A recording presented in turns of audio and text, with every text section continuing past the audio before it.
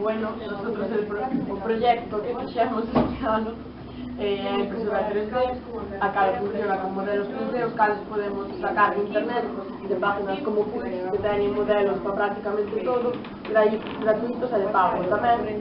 Podemos facer nós mismos, como é o caso das fotos que temos aí na exposición, as cales usaríamos Image to Lithofen para crear o diseño e darlle forma, poñendo as características desta impresora. Despois, unha vez que temos este diseño, pasaríamoslo a este programa que se chama Repetier, que é o que maneja a impresora.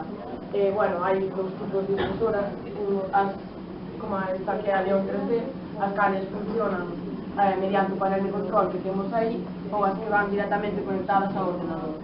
As que van directamente conectadas ao ordenador xa se manexarían con esto.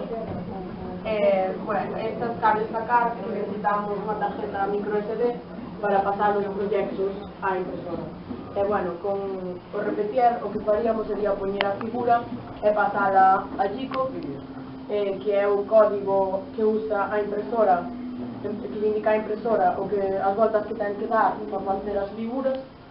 Bueno, despois a impresora, antes de imprimir a figura en sí, dá unhas voltas para asegurarse de botar o líquido restante, o PVC restante da anterior impresión, e que queda a figura limpa.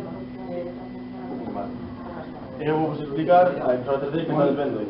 A impresora 3D é un dispositivo capaz de xerar objetos sólidos tridimensionales. Para facer isto, utiliza 3 motores paso a paso, o sea, 4, aquí un, outro aquí no medio, outro aquí, e por último un atrás. O máis importante é o do medio, xa que leva un extrusor, que é a parte de abaixo, que é a que funde e quenta este filamento, aquí colocado, pode ser de color vermello ou azulado, da igual, que para facer o noso dibuixo. Ten unha toma de alimentación conectada á corriente, despois ten 3 eixes. Ten o eixe X, que vai así, o eixe Y, que vai así, e un eixe Z, que vai hacia arriba, para facer este tipo de figuras como esta.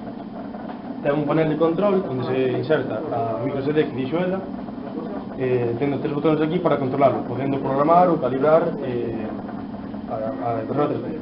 Ten unha plataforma que se chama Cama, onde o extrusor é onde fai o do noso dibuixo.